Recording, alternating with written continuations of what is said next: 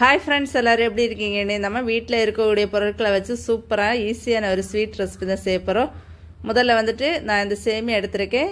ரெண்டாவதாக மாதுளை எடுத்திருக்கேன். சேமியா வந்துட்டு உப்புமாவுக்குள்ள சேமியாவும் மாதுளை பழம் 2 பழம் எடுத்திருக்கேன். வாங்க ஃப்ரெண்ட்ஸ், நாம் மாதுளை கீர் தான் செய்ய போகிறோம். எப்படி செய்கிறதுன்னு பார்க்கலாம். வீடியோக்குள்ளே போகலாம். முதல்ல ஒரு கடாயில் 1 ஸ்பூன் அளவுக்கு நெய் சேர்த்துட்டு நாம் எடுத்து வச்சுருக்கூடிய அந்த சேமியாலேருந்து நான் கொஞ்சமாக தான் எடுத்திருக்கேன். அவ்வளோ சேமியாவை சேர்த்து நல்லா கோல்டன் கலர் ஆகிற வரைக்கும் நல்லா வறுத்துக்கணும். இந்த சேமியா உப்புமா சேமியானால சீக்கிரமாக வறுபட்டுரும். இப்போ பார்த்தீங்கன்னா நல்லா கோல்டன் கலர் ஆகிடுச்சு. இதை அப்படியே ஒரு பிளேட்டுக்கு மாற்றி வச்சிடலாம். அடுத்த ஒரு பாத்திரத்தில் 2 கிளாஸ் அளவுக்கு பால் நான் சேர்த்துருக்கேன். இது கூட கொஞ்சமாக ஏலக்காய் வாசனைக்காக தட்டி சேர்த்துருக்கேன்.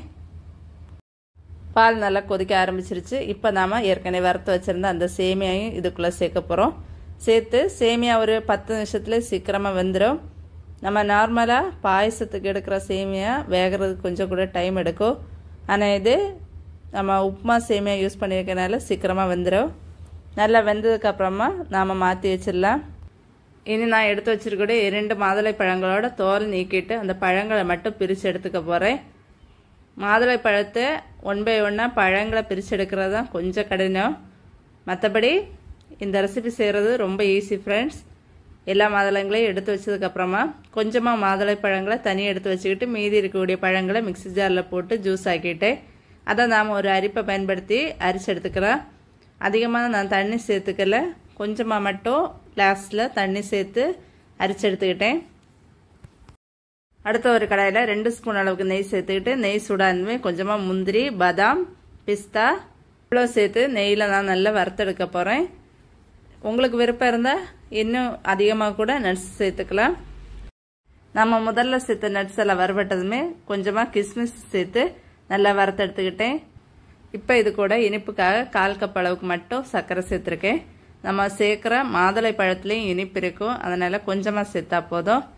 நீங்கள் இந்த சர்க்கரை வேணுன்னா பால் சூடாக்கும் போது கூட சேர்த்துக்கலாம். சர்க்கரை மெல்ட் ஆனதுமே நம்ம ஏற்கனவே ரெடி பண்ணி வச்சுருந்த அந்த சேமியாயும் கலந்து லைட்டாக இந்த மாதிரி கொதிக்க விட்ட உடனே ஸ்டவ் ஆஃப் பண்ணிடணும். இப்போ இது கூட நம்ம எடுத்து வச்சுருக்கிற மாதுளை ஜூஸும் கலந்துக்கலாம். நம்ம ஏற்கனவே இதில் பால் சேர்த்துருக்கோம். இப்போ மாதுளை ஜூஸும் சேர்க்கும்போது இதனோட கலர் நல்லா மாறும். இந்த மாதிரி கலரில் தான் வரும். கடைசியாக மேலே கொஞ்சம் மாதுளை பழங்களையும் போட்டு டெக்கரேட் பண்ணி எடுத்துக்கிட்டேன். இதை நம்ம சாப்பிடும்போது அந்த மாதுளை பழங்களும் அந்த நட்ஸும் எல்லாமே கடித்து சாப்பிடும்போது இன்னும் கொஞ்சம் வேறு லெவல் டேஸ்ட்டில் இருக்கும். கண்டிப்பாக இதை ட்ரை பண்ணி பாருங்கள் ஃப்ரெண்ட்ஸ். ரொம்ப டேஸ்ட்டாக இருந்துச்சு.